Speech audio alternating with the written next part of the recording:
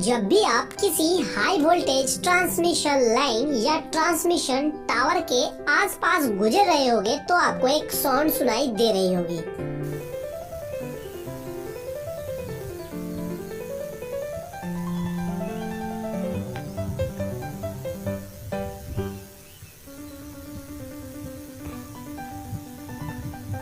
इस साउंड को हम लोग हिसिंग साउंड कहते हैं। तो यह हिसिंग साउंड जो है क्यों आ रही है, क्या है इसका कारण, इस वीडियो के माध्यम से समझेंगे। और साथ ही साथ जो है आपका पावर सिस्टम के एक बहुत ही इम्पोर्टेंट टॉपिक भी आपका कंप्लीट हो जाएगा। इस टॉपिक में हम लोग देखेंगे व्हाट इज कोरोना, कोरोना क्या होता है, कोरोना का फॉर्मेशन कैसा होता है और ये किस किस फैक्टर पे डिपेंड करता है। और बात करेंगे इसकी एडवांटेजेस और डिसएडवांटेजेस के बारे में भी बात करेंगे। यह प्रश्न आपके इलेक्ट्रिकल इंटरव्यूज के लिए भी बहुत इम्पोर्टेंट है, क्योंकि यह प्रश्न जो है आपके ट्रांसमिशन लाइन के जो प्रोजेक्ट वाली कंपनियां होती है वो इस प्रश्न को अक्सर जो है पूछा करती है।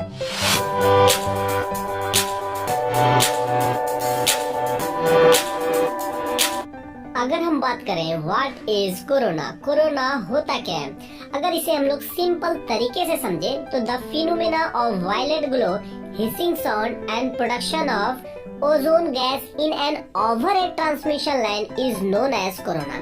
कहने का मतलब अगर हमारी ट्रांसमिशन लाइन में ऐसी घटना हो जिसमें आपको वायलेट ग्लो जो है देखने को मिले, जैसा कि आपको इस वीडियो में देखने को मिल रहा होगा। वायलेट ग्लो जो है आपके इंसुलेटर के हार्डवेयर के पास और कंडक्टर के पास आपको देखने को मिल रहा है। यह वायलेट ग्लो जो है आपको जल्दी अपनी नंगी आंखें से जो है देखने को नहीं मिलेगा।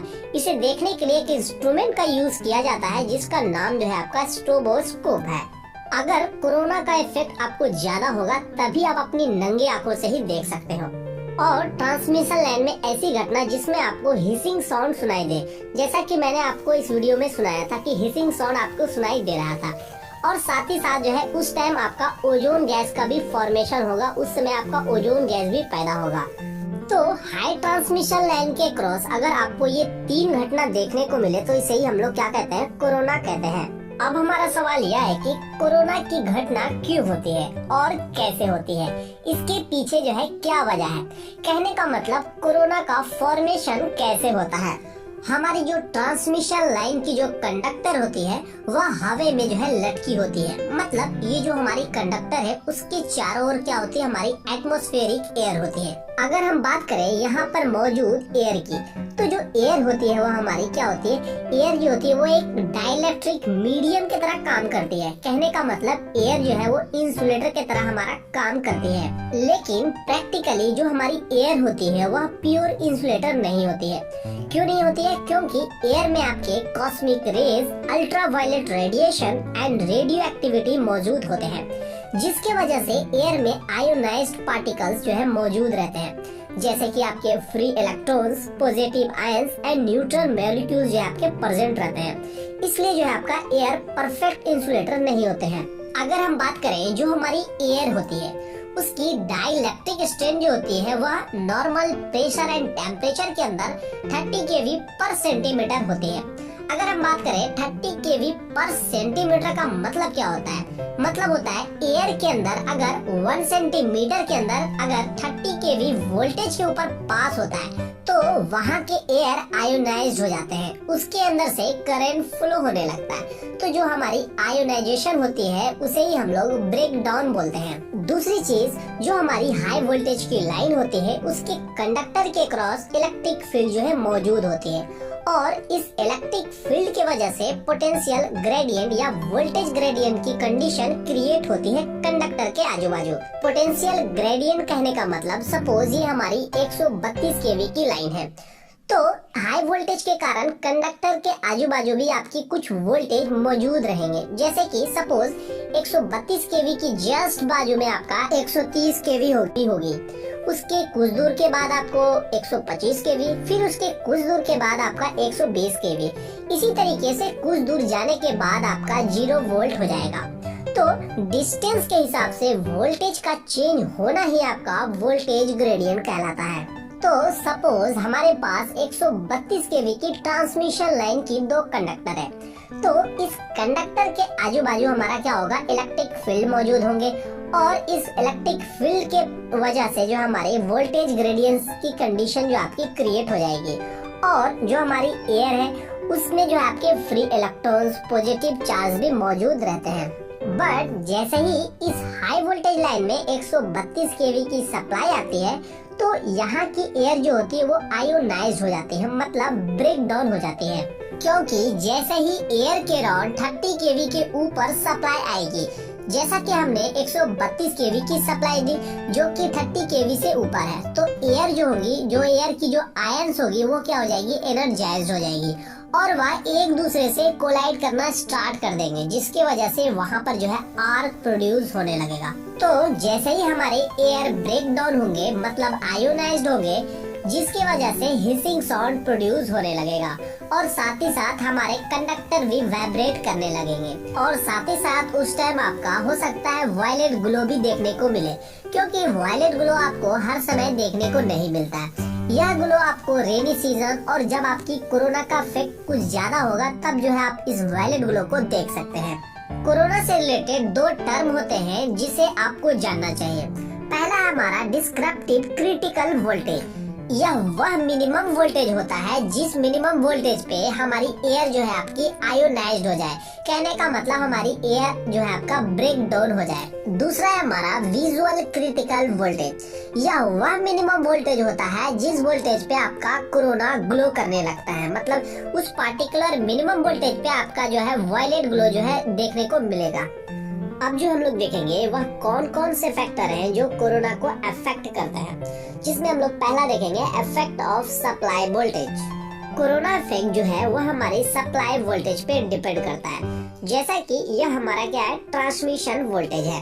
अगर मैं आपसे पूछूं सबसे ज्यादा कोरोना का इफेक्ट इनमें से किस ट्रांसमिशन वोल्टेज पे आपको देखने को मिलेगा, जैसा कि हमने जाना है कि जो कोरोना होती है वह 30 केवी के ऊपर वाली लाइन में होती है। क्यों होती है? क्योंकि एयर को ब्रेक डाउन होने के लिए हमें 30 केवी की ऊपर वाली वोल्टेज चाहिए। तो 33 केवी की वोल्टेज की लाइन में आपको कोरोना इफेक्ट स्टार्ट हो जाएगा। फिर जैसे जैसे आपका वोल्टेज लेवल बढ़ेगा, कोरोना का इफेक्ट भी आपका बढ़ते जाएगा। तो इनमें से सबसे ज्यादा कोरोना का इफेक्ट जो है आपको 765 केवी की लाइन में जो है देखने को मिलेगा। तो अगर जो है हम वोल्टेज बढ़ाएंगे तो हमारा कोरोना इफेक्ट भी बढ़ेगा। क्यों बढ़ेगा? क्योंकि जैसे जैसे हमारा वोल्टेज बढ़ेगा, कंडक्टर के क्रॉस हमारा क्या होगा, इलेक्ट्रिक फील्ड भी जो है आपका बढ़ जाएगा, जिसके वजह से वहाँ के एयर जो होंगे वो जल्दी आयोनाइज हो जाएंगे, जिसके वजह से कोरोना इफेक्ट जो है आपको देखने को ज्यादा मिलेगा। दूसरा है हमारा इफेक्ट ऑफ फ्रीक्वेंसी। तो जो हमारी कोरोना लॉस होती है वो क्या होती है, फ्रीक्वेंसी का डायरेक्टली प्रोपोर्शनल होती है। कहने का मतलब अगर हम फ्रीक्वेंसी बढ़ाएंगे तो हमारा कोरोना इफेक्ट भी बढ़ जाएगा, और अगर हम फ्रीक्वेंसी घटाएंगे तो हमारा कोरोना इफेक्ट भी कम हो जाएगा।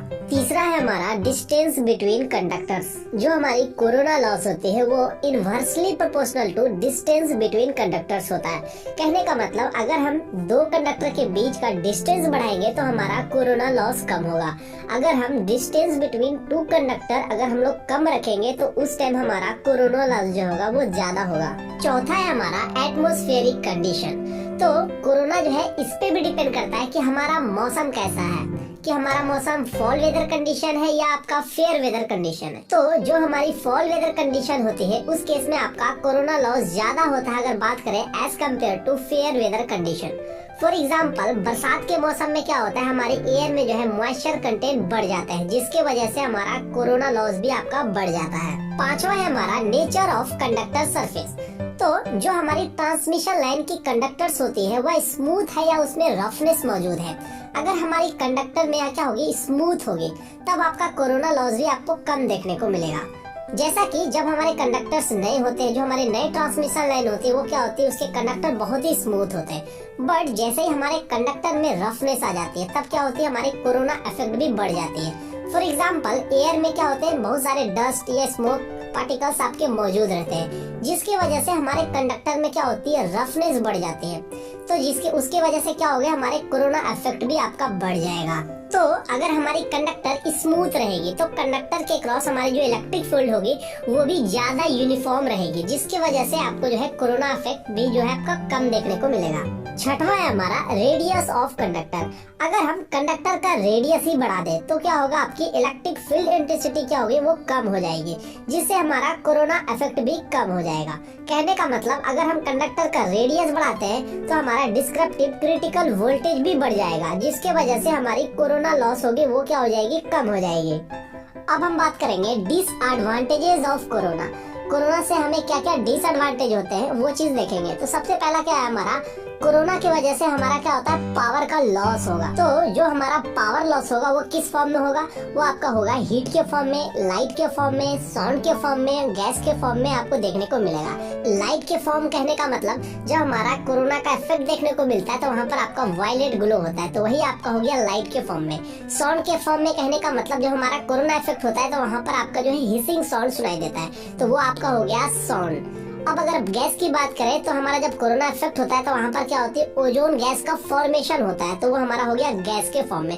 तो इस तरीके से आपको इस फॉर्म में आपके पावर लॉस देखने को मिलेगा। तो इस पावर लॉस की वजह से हमारी जो ट्रांसमिशन लाइन की जो एफिशिएंसी होती है, जो हमारी क्षमता होती है, वो क्या हो जाती है, कम हो जाती है। और जो हमारा दूसरा डिसएडवांटेज है, जैसा कि हम जानते हैं कि जो हमारी कोरोना का जब हमारा फॉर्मेशन होता है तब क्या होता है, आपका ओजोन गैस का भी फॉर्मेशन होता है, ओजोन गैस भी उस समय आपका पैदा होता है। तो ओजोन गैस की वजह से हमारे कंडक्टर्स पे क्या होते हैं, जंग लगना स्टार्ट हो जाता है, जिसकी वजह से हमारी क्या होती है, कंडक्टर की जो है लाइफ जो है वो भी कम हो जाती है। कोरोना का हमारा जो तीसरा डिसएडवांटेज है वो क्या है, हमारा कोरोना प्रोड्यूसेस थर्ड हार्मोनिक। जैसा कि हम जानते हैं जो हमारी अल्टरनेटिंग करंट होती है वो क्या होती है, साइनोसॉइडल फॉर्म में होती है। बट कोरोना के इफेक्ट की वजह से नॉन साइनोसॉइडल सिग्नल जो है आपका क्रिएट हो जाता है। जो हमारी प्योर साइनोसॉइडल था वो अब क्या हो जाती है, कोरोना के इफेक्ट के बाद जो है नॉन साइनोसॉइडल हो जाता है।